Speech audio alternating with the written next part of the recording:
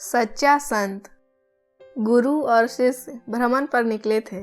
अनेक विषयों पर चर्चा चल रही थी। अचानक साधुओं के चरित्र का प्रसंग निकल गया। शिष्य का प्रश्न था कि कुछ लोग आंख मूंद कर साधु संतों पर विश्वास करते हैं तो कुछ लोग उन पर संदेह भी करते हैं। इस पर गुरु का कहना था कि सारे संत एक जैसे हों ये आवश्यक नहीं है। उनमें भी कई तरह के लोग पाए जाते हैं। दोनों चलते हुए एक ऐसे इलाके में पहुंचे जहां अनेक संतों के आश्रम थे। एक जगह उन्होंने देखा कि एक साधु ध्यान की मुद्रा में बैठा है। लोग आते और वहां पैसे, फल, फूल आदि रखकर चले जाते। लोगों के जाते ही वो साधु पैसे गिनने में लग जाता। गुरु ने शिष्य से कहा, देखो ये लोभी है। ये साधु बना ही इसलिए है कि धन कमा सके।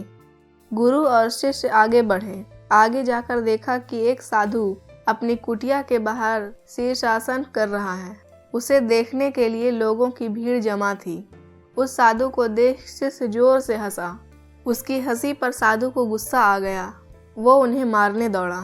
दोनों वहां से भागे। अगले आश्रम में उन्होंने देखा कि दरिद्र नारायण भोजन चल रहा है। एक साधु स्वयं अपने हाथों से गरीब को भोजन परोस रहा था। इस बीच एक अन्य साधु ने उसे आवाज दी तो वह उसे भी पानी देने चला गया।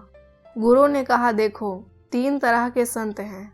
एक परम लोभी है, दूसरा साधना तो कर रहा है पर उसे क्रोध पर ही नियंत्रण नहीं है। फिर साधना का क्या मतलब है? इनको देखो, इनके चेहरे पर परम निश्चिंतता है।